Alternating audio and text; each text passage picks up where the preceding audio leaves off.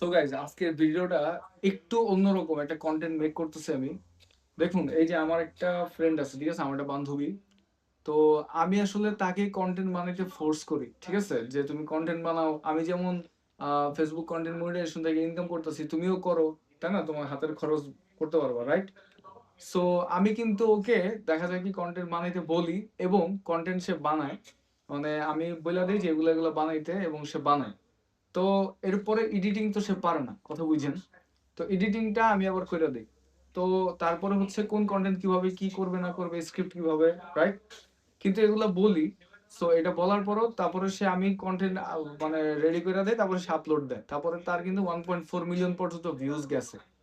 কিন্তু তারে যদি আমি এখন নিজে থেকে কনটেন্ট বানাইতে বলি, সে কিন্তু পারতেছে না কনটেন্ট বানাইতে। তো এইটা কিন্তু আপনাদের সাথেও হবে। আপনারা যদি নিজে একটা কিছু করতে চান, মানে নিজে আসলে কনটেন্ট মেক করে নিজে ইয়া করতে চান, হাসো কেন? তোমার আমি পচাইতাছি না, এটা একটা মানে মোটিভেশন দিচ্ছি। কি? হ্যাঁ, বলেন।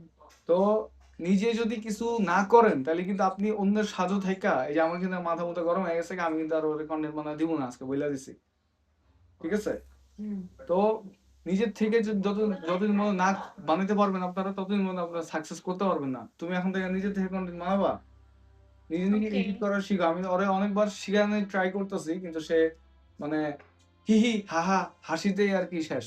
ঠিক আছে? যখনই একটা কিছু শিখতে চায়, কিন্তু পরে দিয়ে আর মানে মেক করতে পারে না, মানে হাসি দিয়ে আর কি উড়ায় দেয় জিনিসগুলোরে। তো আমি আর এখন থেকে বানায় দিব না। সো তোমার নিজের থেকে বানাইতে হবে। তোমাদের একটা অডিয়েন্স বেস হইছে, সো নিজের থেকে একটু ট্রাই করো বানানো। ওকে। আর আপনারা এরকম নিজের থেকেই করার ট্রাই করেন, অন্য কারো আশা থাকেন না, নয়তো কিন্তু পারবেন না একটা সময় যায়।